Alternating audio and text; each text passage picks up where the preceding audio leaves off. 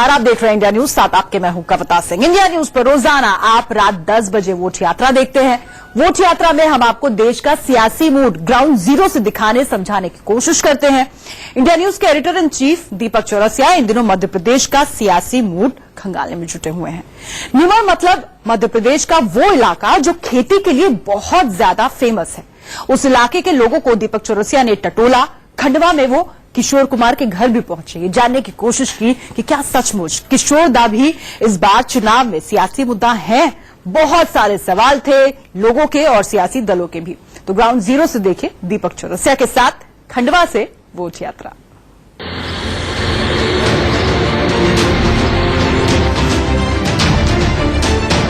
नमस्कार, मैं हूं दीपक चौरसिया और खंडवा से वोट यात्रा में आपका स्वागत है। हम आपको ले आए हैं मध्य प्रदेश के एक बेहद ही महत्वपूर्ण शहर खंडवा में, जिसे निमाड़ में माना जाता है।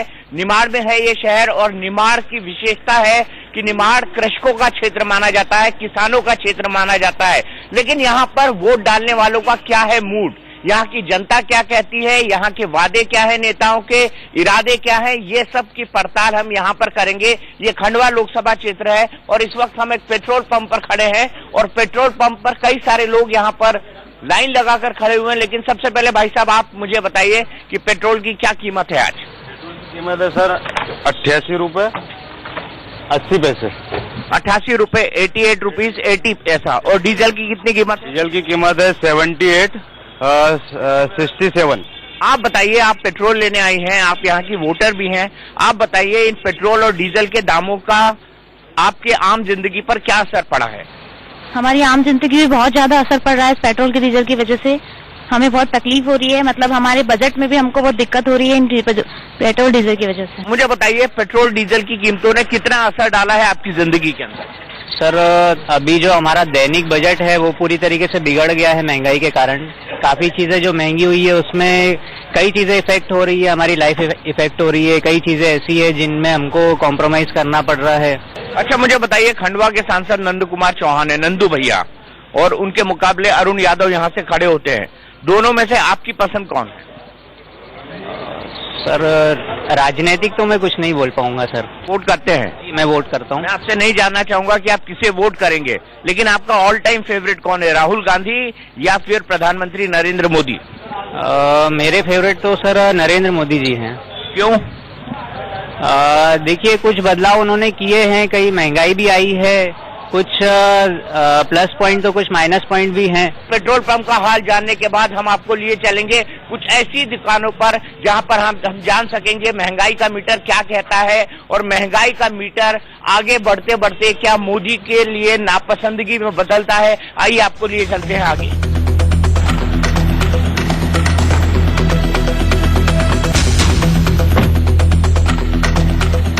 तो इस वक्त आ गए हैं हम बुधवारा बाजार में, और बुधवारा बाजार में क्या माहौल है सुबह सुबह ये हम आपको दिखाते हैं। हमारे साथ एक भाईजान है। भाई साहब, क्या नाम है आपका? रजाक शाह। रजाक साहब, कब से आप यहाँ पर ये फल की दुकान लगा रहे हैं? कम से कम 25 साल हो गए। रस भरी है, रस भरी कहते हैं आप इसको। तो क्या कीमत चल रही है इसकी? ये अभी बिक रहा है 100 रुपए किलो। तेज है कि मंदी है? नहीं, नॉर्मल रेट में।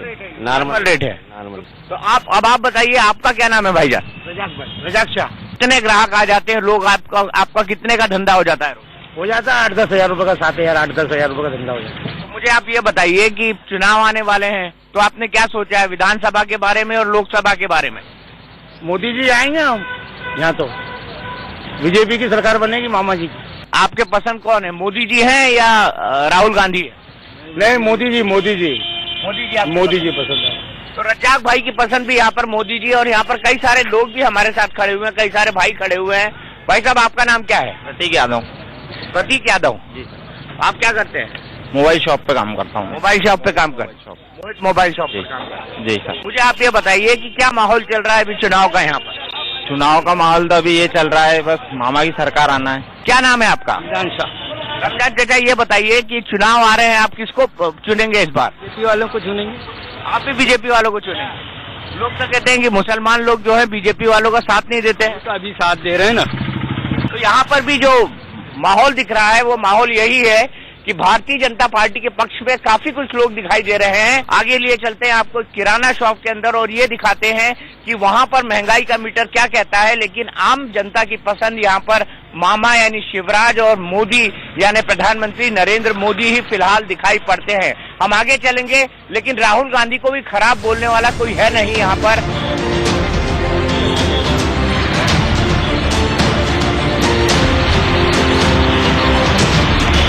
अनिल कुमार जी की किराना शॉप पर हम आ गए हैं। अनिल कुमार जी, जो इसेंशियल कमोडिटीज हैं यानी जो दैनिक इस्तेमाल की चीजें जैसे दाल है, तुअर की दाल, क्या कीमत चल रही है?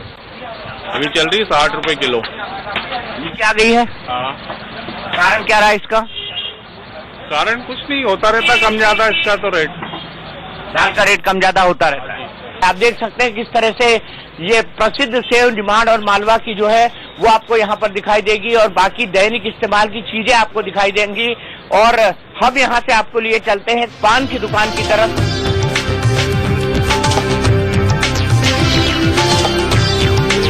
तो हम आ गए हैं पान की दुकान पर और यहाँ पर होगी राजनीति पर चर्चा, क्योंकि मध्य प्रदेश में पान की दुकान पर राजनीति की चर्चा होने का अपना एक विशेष महत्व है। आप मुझे बताइए आपका नाम क्या है और कितने साल से दुकान चला रहे हैं? प्रकाश चौरसिया, 30 साल हो गए दुकान चलाते हैं। मुझे बताइए क्या राजनीति का माहौल कहता है यहाँ का? राजनीति का माहौल है, यहाँ शिवराज सिंह भी आएंगे, बीजेपी आएगी यहाँ से। आपको लगता है? पक्का लगता है? 100%। कारण क्या है? कहते हैं व्यापारी वर्ग बड़ा नाराज है SC/ST एक्ट के कारण। इनका पानी भले मध्य है, लेकिन काम अच्छा करा उनने। क्या क्या काम किया अच्छा जिसको आप अच्छे की श्रेणी में रखते हैं? अब जैसे ये बिल का करा है 200 रुपए का, और बहुत सारे ऐसे काम करे उनने अच्छे। जरा पान तो लगाइए, अब जरा दिखाइए कि पान कैसे लगाया जाता है पूरे देश को। निमाड़ का सबसे प्रसिद्ध पान है ये देखिए क्या क्या डालेंगे ये भी बताइएगा जरा। इसमें एक नई सीलबंद डब्बी खोली है, इसमें क्या है भाई साहब? ये नवरत्न चटनी है। नवरत्न चटनी है। ये मीठी होती है? मीठी होती है। नवरत्न चटनी आप लगाएंगे, लेकिन चटनी लगाने के साथ साथ यहाँ के लोग किसको चूना लगाएंगे ये जान लेते हैं। आपका नाम क्या है? आशुतोष चौरसिया। आशुतोष जी, ये बताइए मुझे कि यहाँ पर आपको क्या लगता है कि ऊंट किस करवट बैठेगा? बीजेपी आएगी। आपको ऐसा क्यों लगता है? कांग्रेस के चांसेस क्यों कम लगते हैं आपको? कांग्रेस के पास कार्यकर्ताओं का अभाव है और दूसरा मुद्दों का भी अभाव है। ये जरा पान दीजिए, और पान के साथ साथ में ये पान मेरे वैभव कहाँ गए? वैभव जी, दूसरी दुकान से क्या खरीद रहे थे आप? सेब खरीद रहे थे? देख रहा था खंडवा में सेब का माहौल क्या है। खंडवा में सेब का माहौल क्या है? लेकिन आप पान खाइए अब और बताइए ये पान कैसा है? तो पान राजनीतिक पान मिठाई होता है, इसलिए मिठाई लग रहा है। ये मिठाई लग रहा है। तो आपने भी राजनीतिक पान लगाया है? बिल्कुल सर, बिल्कुल राजनीतिक पान है। तो राजनीति की इस चर्चा के साथ साथ हम आपको लिए चलते हैं अब आगे, और आगे दिखाएंगे कि यहाँ का बाजार क्या कहता है, यहाँ की दुकानें क्या कहती हैं और यहाँ के लोग क्या कहते हैं। आइए चलते हैं चौरसिया जी की पान की दुकान से आगे।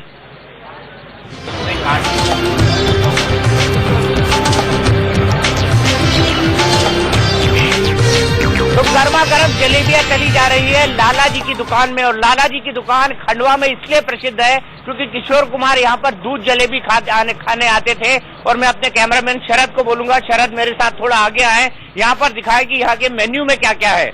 यहाँ के मेन्यू में है समोसा दिखाइए, जलेबियां है, जलेबी दिखाइए, कचौड़ी है, कचौड़ी दिखाइए, और यहाँ के खाने का एक बहुत ही अनोखी सी चीज जिसको हम कहते हैं पोहा, पूरे देश में पाया जाता है। ये पोहा देखिए, लेकिन निमाड़ के पोहे की अपनी खास विशेषता होती है।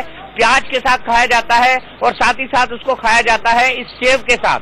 तो आप ये देख सकते हैं, ये मध्य प्रदेश का शानदार नाश्ता है जिसे सुबह में लगभग हर घर में खाया जाता है, अगर मैं ये कहूँ तो गलत नहीं होगा। और शरद मुझे दिखाएंगे, यहाँ पर किशोर कुमार दा की तस्वीर लगी हुई है और गाना लिखा हुआ है, चलते चलते मेरे ये गीत याद रखना, कभी अलविदा ना कहना। तो हम भी कभी अलविदा नहीं कह सकते किशोर कुमार गांगुली जी को। आपसे बात करना चाहूंगा, आपका नाम क्या है? बादल शर्मा। बादल, मुझे बताइए कि कितने साल पुरानी है आपकी दुकान?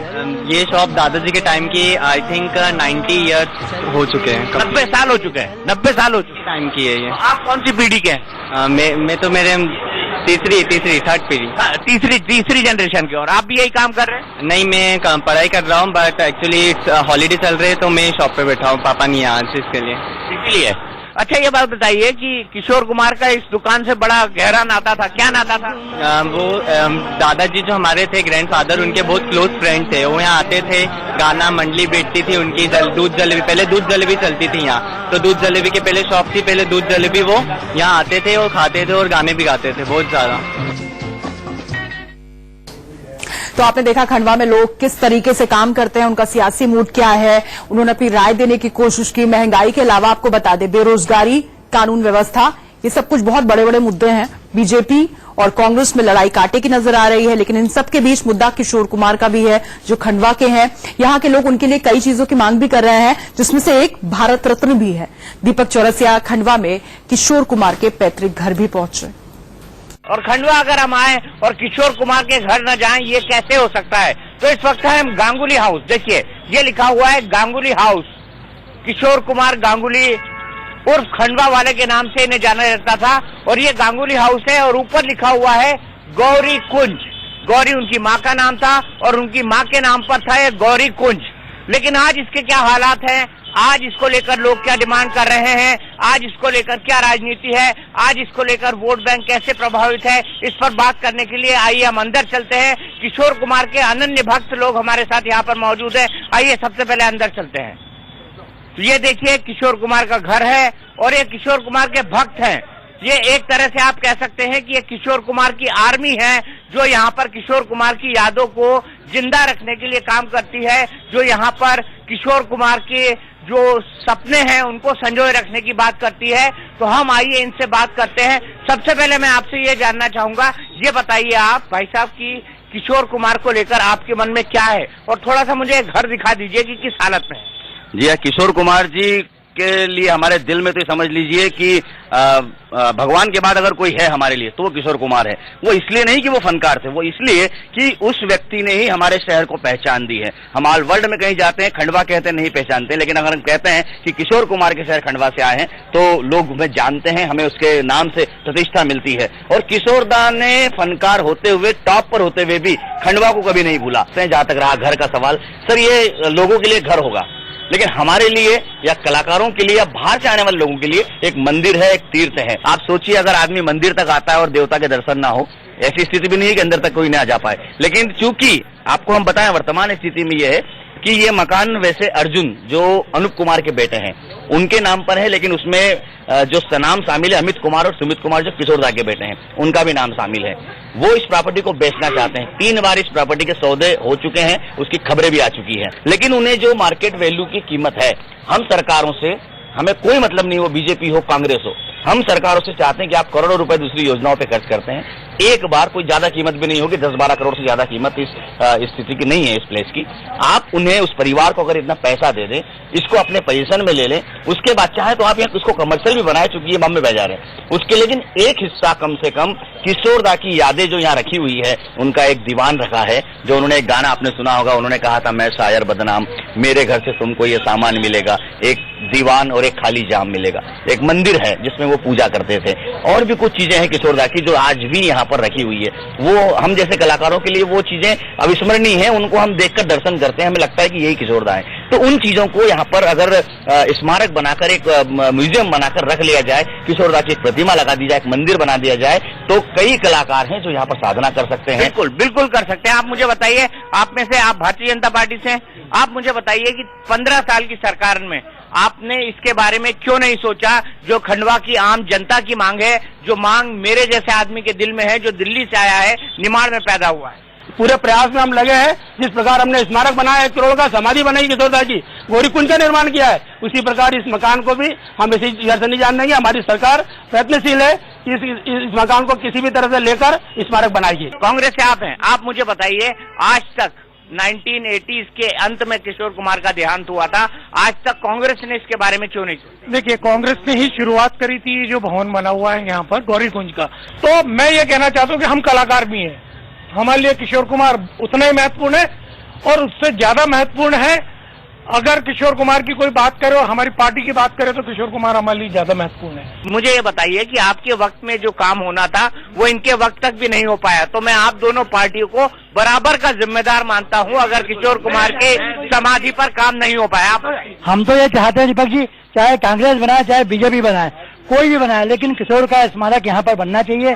किशोर के लिए जगह खंडवा सब खुश हो गया। मेरा तो सिर्फ ये कहना है दीपक जी कि खंडवा बड़ा ही दुर्भाग्य वाली शहर है। जो शहर खंडवा किशोर कुमार की नफ्स नस में बसता था, आज उसी खंडवा शहर में उसकी हालत देख के खंडवा वासी भी यहाँ रहने के बाद अंदर नहीं आ सकते। ये बड़ा दुर्भाग्य खंडवा शहर के लोगों के लिए, वाकई बहुत बड़ा दुर्भाग्य है। लेकिन चलते चलते मैं आपसे रिक्वेस्ट करूंगा, मैं आपको बाहर का मंजर दिखाऊं, उसके बाद में फिर अंदर आऊंगा और आपको ये जानने की कोशिश करूंगा कि उनका फेवरेट गाना इस हालात पे कौन सा फिट बैठता है। आइए मैं आपको बाहर दिखाता हूँ और ये बताता हूँ कि ये जो दुकानें हैं, ये जो दुकानें आप देख रहे हैं, ये पूरी की पूरी दुकानें ये अभी भी किशोर कुमार के परिवार की हैं और इनके परिवार को अभी भी इन जगहों से किराया मिलता है, लेकिन वो किराया बहुत ही नॉमिनल है, वो किराया बड़ा ही थोड़ा है। तो किशोर कुमार गांगुली के इस घर में हम आपको बताना चाहते हैं कि अभी भी उनकी पर्सनल प्रॉपर्टी है, लेकिन अगर बीच का रास्ता निकालने की कोशिश की जाए तो इन दुकानों के समेत इस पूरी स्मृति में एक बीच का रास्ता निकाला जा सकता है और खंडवा वालों की ये बहुत ही पुरानी मांग है जिसको पूरा किया जा सकता है। अब मेरे कैमरामैन शरद मेरे साथ अंदर आएंगे और हम सुनने की कोशिश करेंगे कि वो कौन सा गाना है जो किशोर कुमार की स्मृति में इस स्मारक को देखने के बाद आप लोग गाना चाहेंगे। वो कौन सा गाना है जो आप किशोर कुमार को यहाँ पर समर्पित करना चाहेंगे? जी हम इस समय तो हम लगता है किशोर दा ने एक गाना गाया था, शायद वो इन हालातों पर ही गाया था, मैं शायर बदनाम, मैं चला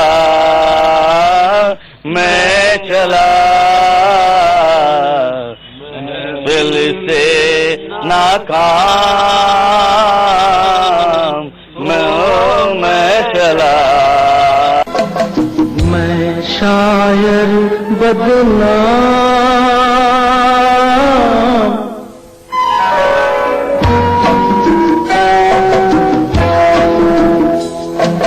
मैं शायर बदनाम। तो खुशनुमा शायर तो चला गया है, लेकिन प्रदेश की राजनीति में इस वक्त के चुनाव में एक और मुद्दा उठकर खड़ा हो गया है, वो भी खंडवा वालों के लिए, क्योंकि किशोर कुमार खंडवा वाले थे। और हम आपको बता दें, वोट यात्रा चाय की चर्चा में आज कि यहाँ पर चाय नहीं है, न यहाँ पर चाय पर चर्चा हो रही है, लेकिन वोट यात्रा जरूर हो रही है। और वोट यात्रा में ये हमारी कोशिश होती है कि समाज के सभी वर्ग की जो उम्मीदें हैं उनको दिखाकर चले। और यहाँ पर खंडवा के लोगों की उम्मीद ये है कि खंडवा के लोग इस घर में एक स्मारक देखना चाहते हैं, एक संग्रहालय देखना चाहते हैं जो पूरी तरह से किशोर कुमार को समर्पित हो। इसके लिए सरकार को भी पहल करनी होगी और उनके परिवार को भी पहल करनी होगी।